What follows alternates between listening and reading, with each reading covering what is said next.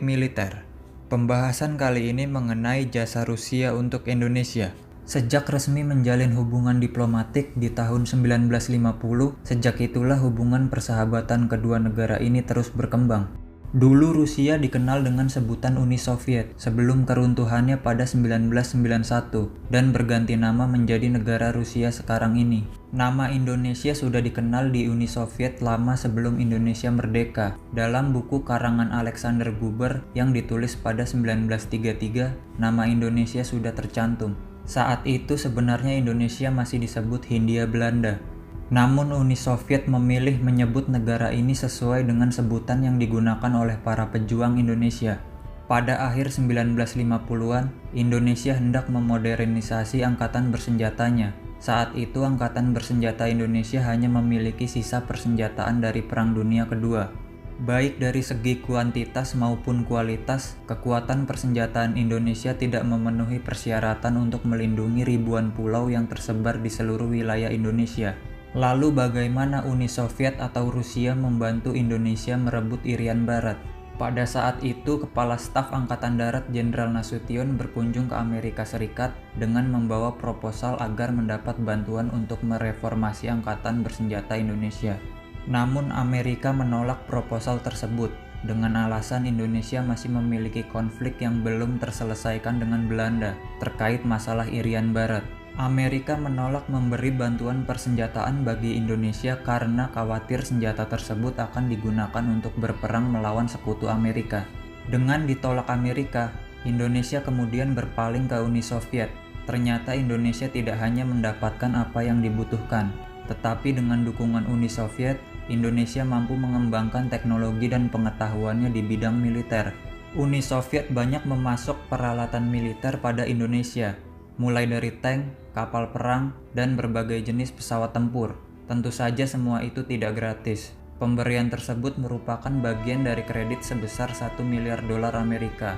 Namun Indonesia telah membayar lunas semua pinjaman tersebut pada pertengahan 1990-an. Selain memasok peralatan militer, Uni Soviet juga memberikan pelatihan teknis untuk para tentara Indonesia di Akademi Militer di Moskow, Saint Petersburg, Sevastopol, dan Vladivostok.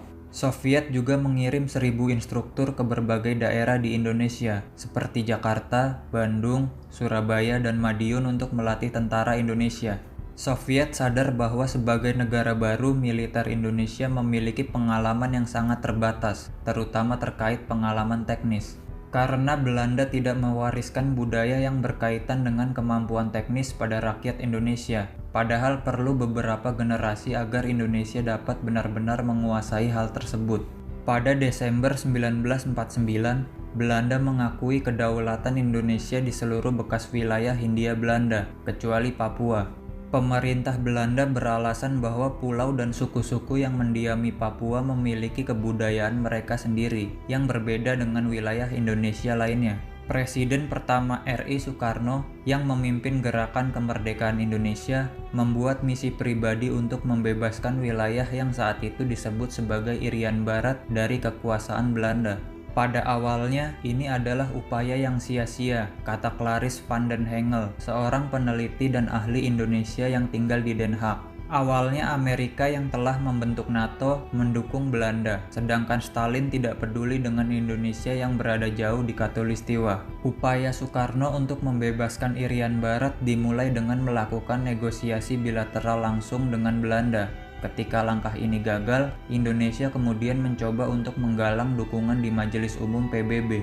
Ini pun terbukti sia-sia.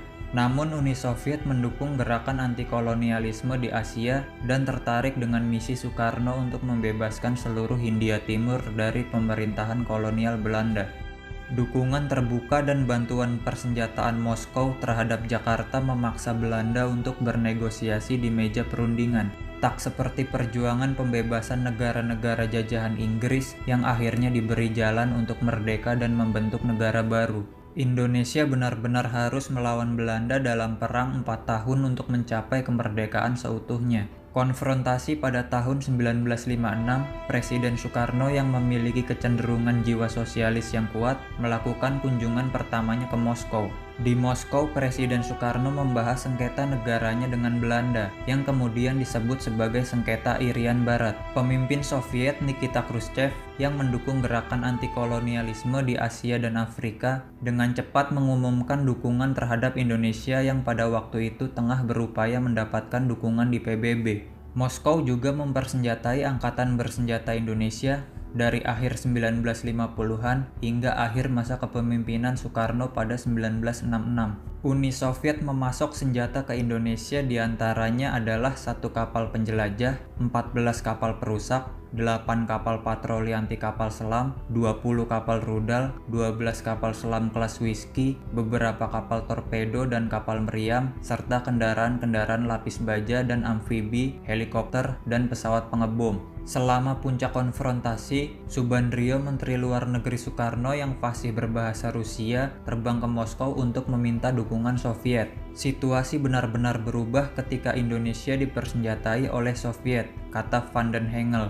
Belanda sudah kalah perang dengan rakyat Indonesia dan tidak siap untuk berurusan dengan tentara Indonesia yang dilengkapi dengan senjata modern. Dengan dukungan persenjataan Soviet, Indonesia memulai kebijakan konfrontasi dengan Belanda pada tahun 1960. Tahap akhir konfrontasi memaksa invasi militer berskala penuh, suatu rencana beresiko yang akan memaksa Amerika untuk campur tangan dan membantu sekutunya. Nikita Khrushchev menggambarkan peristiwa yang berujung pada konfrontasi ini dalam memoarnya. Saya bertanya kepada Subandrio, seberapa besar kemungkinan kesepakatan dengan Belanda bisa tercapai, tulis Khrushchev.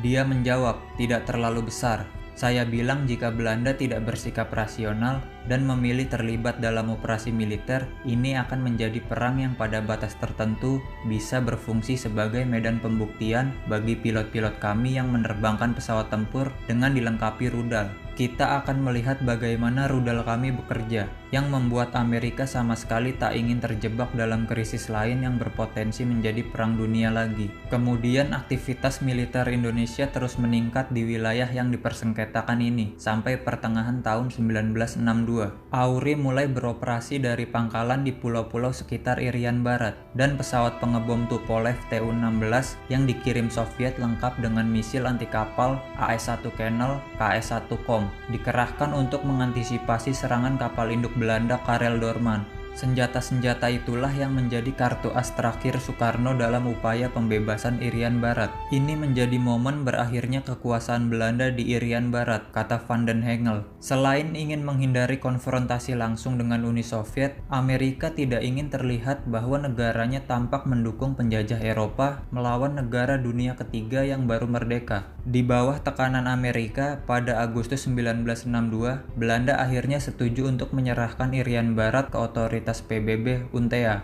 Pada 1963, wilayah Irian Barat akhirnya diserahkan kepada Indonesia. Meskipun dibantah oleh beberapa pengamat barat, hasil referendum diterima oleh Amerika Serikat, Uni Soviet, Australia, serta 81 anggota PBB lainnya. Namun Belanda mengembangkan sekelompok orang yang hendak menentang penggabungan wilayah Papua dengan Indonesia. Unsur-unsur inilah yang kemudian membentuk gerakan separatis yang hingga kini masih aktif di Papua dan dikenal dengan OPM, Organisasi Papua Merdeka. Di balik kesuksesan operasi pembebasan Irian Barat, ternyata peran dari pihak Uni Soviet sangat besar yang kala itu juga sebagai langkah Soviet untuk menghentikan dominasi pengaruh Barat di kawasan Asia Tenggara. Beberapa dekade setelah 1950-an, hubungan Indonesia dan Uni Soviet berkembang secara signifikan. Namun bukan berarti hubungan baik kedua negara hanya terkait hubungan militer semata. Uni Soviet juga bekerja sama dengan Indonesia dalam membangun infrastruktur sipil seperti Rumah Sakit Persahabatan di Jakarta, Stadion Gelora Bung Karno, dan reaktor nuklir percobaan di Serpong. Kemudian pada pemerintahan Presiden Soeharto yang lebih dekat dengan pihak Barat, hubungan kedua negara ini sempat mengalami kemunduran. Kondisi dalam dan luar negeri Indonesia tidak mendukung kelancaran proyek-proyek ini. Banyak proyek-proyek terpaksa ditinggalkan. Dan banyak senjata-senjata canggih era Soviet ditelantarkan pada masa pemerintahan Soeharto dengan alasan kekurangan dana untuk perawatan. Cukup tragis untuk melihat kondisi tersebut. Namun kalian masih bisa mengunjungi Museum Dirgantara Mandala untuk melihat koleksi berbagai perlengkapan senjata bersejarah yang berasal dari Uni Soviet warisan pemerintahan Soekarno yang pernah digunakan TNI di masa kejayaannya. Dan sekian saja pembahasan kali ini. Apabila kalian ingin tahu lebih banyak tentang informasi militer, silakan like, share, dan subscribe channel ini agar kalian tidak ketinggalan info selanjutnya dari channel Topik Militer. Semoga informasi ini bermanfaat.